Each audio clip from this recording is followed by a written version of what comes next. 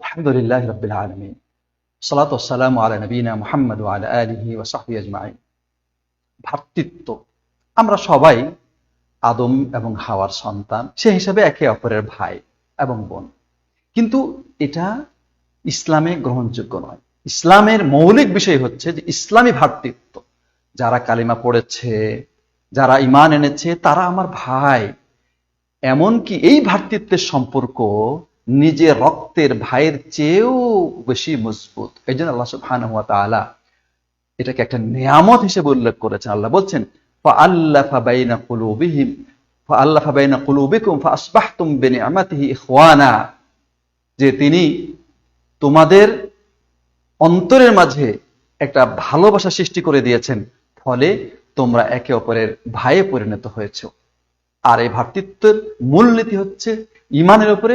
এই জন্য আল্লাহ সুবহানাহু ওয়া তাআলা বলেছেন ইন্নামাল মুমিনুনা ইখওয়াহ, যারা মুমিন তারা পরস্পরের ভাই। এজন্যই আমরা দৃষ্টান্ত দেখেছি, উদাহরণ দেখেছি, যে সমস্ত সাহাবায়ে কেরাম মক্কা ছেড়ে মদিনায় এসেছেন, আল্লাহ নবী সাল্লাল্লাহু আলাইহি ওয়াসাল্লাম তাদের সাথে ভ্রাতৃত্বের সম্পর্ক করেছেন। যখন এই ভ্রাতৃত্বের সম্পর্ক করেছেন তখন তারা একে অপরের প্রতি এত বেশি উদার হয়েছে যে নিজের ভাইকেও তারা এ ধরনের উদারতা দেখাতে পারেনি বা মানুষ পারে না। তো এজন্যই আমরা যারা মুমিন তারা একে অপরের ভাই, এই অনুভূতি যদি আমাদের মাঝে থাকে তাহলে প্রকৃত পক্ষে আমরা বিজয়ী হব, আমরা ঐক্যবদ্ধ জাতিতে পরিণত হব। আল্লাহ নবী সাল্লাল্লাহু আলাইহি ওয়াসাল্লাম বলেছেন যে মাসালুল মুমিনিনা ফি তাওয়াদ্দিহিম ওয়া তারাহুমিহিম ওয়া তাআতুফিহিম কামাসালিল জাসাদিল ওয়াহিদ, যে মুসলিমরা একে অপরের ভাই হওয়ার কারণে তাদের প্রতি ভালোবাসা, তাদের প্রতি দয়া অনুগ্রহ, তাদের প্রতি একে অপরের সহনশীলতা, এটা একটা শরীরের মতো।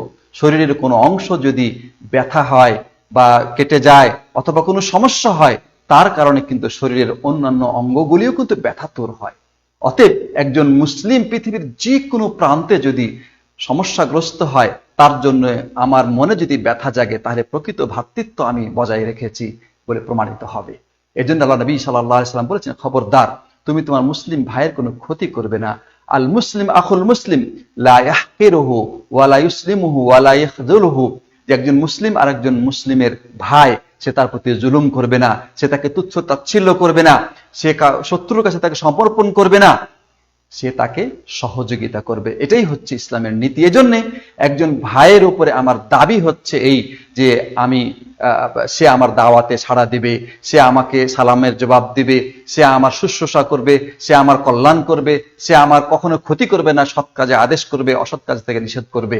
তা আমরা যেন এই ভ্রাতৃত্বকে বজায় রেখে চলতে পারি। আল্লাহ আমাদের সেই তৌফিক দান করেন, আমিন।